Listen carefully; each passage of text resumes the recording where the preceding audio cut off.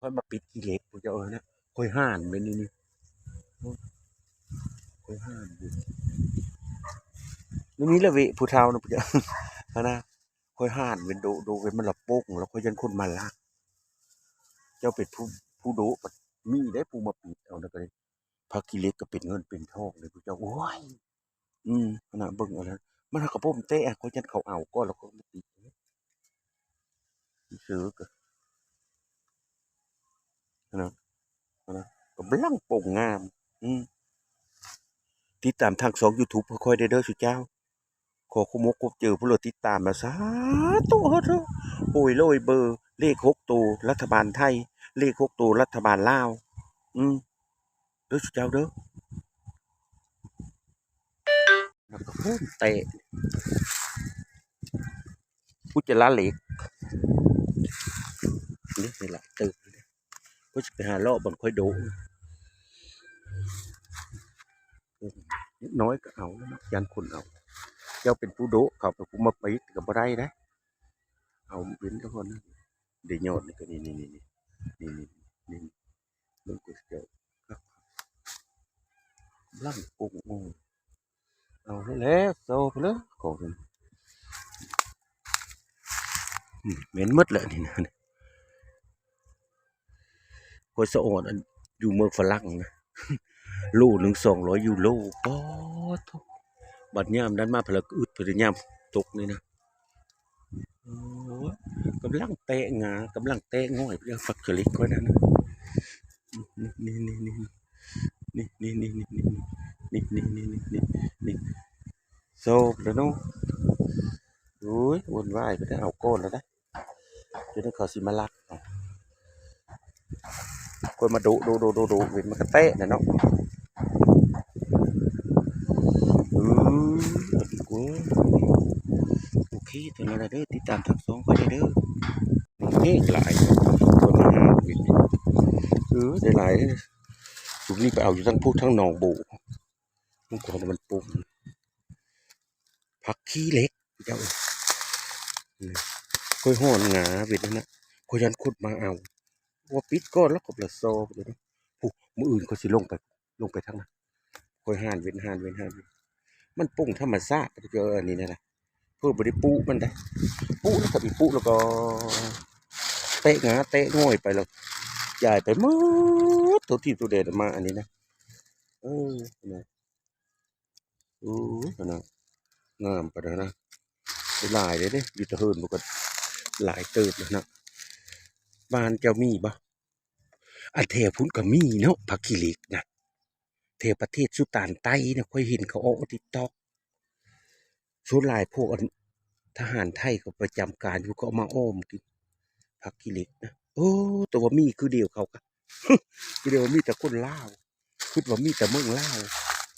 มีสุตานใต้ก็มีนะยอดมุกจะได้ฝนตกนี่เขาก็มาเก็บกักตุนเป็นก็มีแล้วก็มีเคล็ดลับ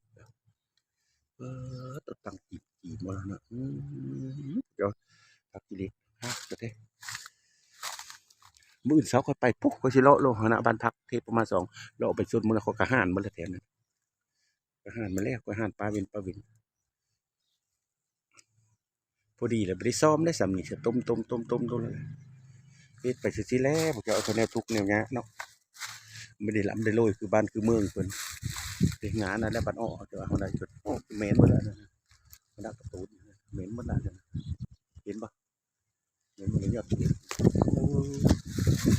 นี่จะปิดเอาด้วยก็ฮักทิ่มเบิ่มันให้มันปรุงใหม่พร้อมมันคักนะสู้อ้อมความแซ่บซื้อหนังเค็มซื้อกระดูกหมู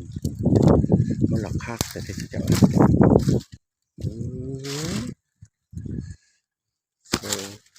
ฮักเพราะมันปรุงใหม่เลย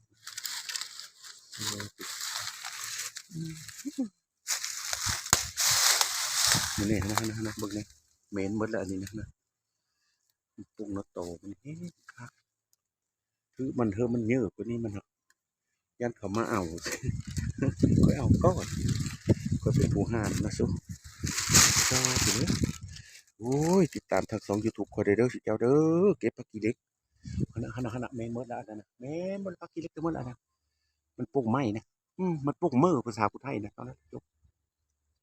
เจ้าเขาอยู่ตรงกกขี้เด็กไปเด้ๆนะเอานะพวกนี้ก็อยู่ตกขี้เล็กก็ขึ้นกกขี้เล็กอันน่าขี้ดินก็ได้ปุ๊บนอกก็ขึ้นมาเอาปลาขี้เล็กค่อยห้าแล้วก็ขึ้นมาเอากูอยู่ตัวปกกบปลาขี้เล็กไปเด้ๆแต่ความเก่งกว่าอยู่ตัวปกขี้เล็กไปคุยทุกข์ยากแต่ละคนน่ะสิเจ้าเอ้ยจนน่ะวีซ่าอาชีพก็บ่มีเฮ็ดหนังสือก็ไม่ได้เฮ็ดก็มันน่ะเฮ็ดไปจังซี่ล่ะอือคันผู้รู้สงสารเมตตาก็บ่เลขก็ได้ละซุปลุกโตเขากูได้กว่าป๋าเขาทุกข์เขายากเขาจนแหละทอดประโยชน์แต่เขานำเบิ่งแน่อยู่แต่กกขี้เหล็กปีนี้นะโพดโพแน่สิเจ้าพักขี้เหล็กน่ะงามก็งามแท้ๆไปบัดนี้สิโปกขาญะซ้อมในดองอันนี้ในดองนะเพิ่นมายามเด้อนี่นะเพิ่นก็มาว่านนี่มาแต่บัดโปด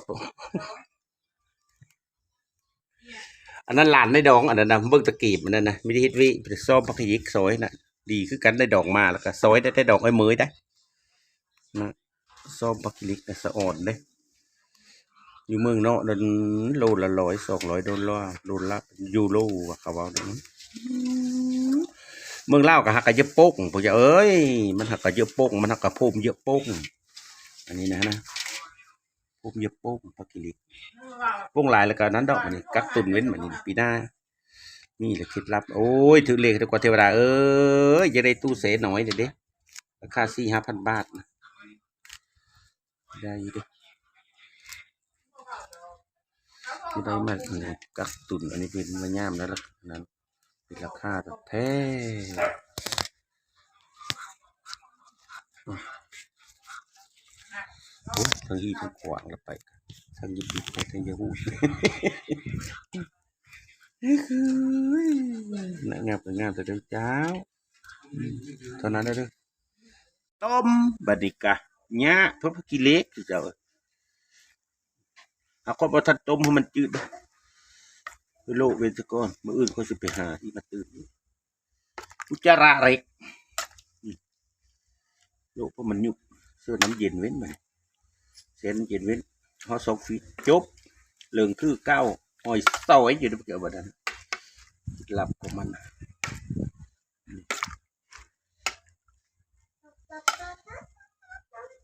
อุจจาระเล็กผู้ไทยละเอิ้นผักขี้เหล็ก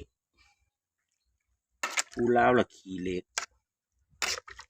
นี่ยกพิธีนี่เด้อสิเจ้า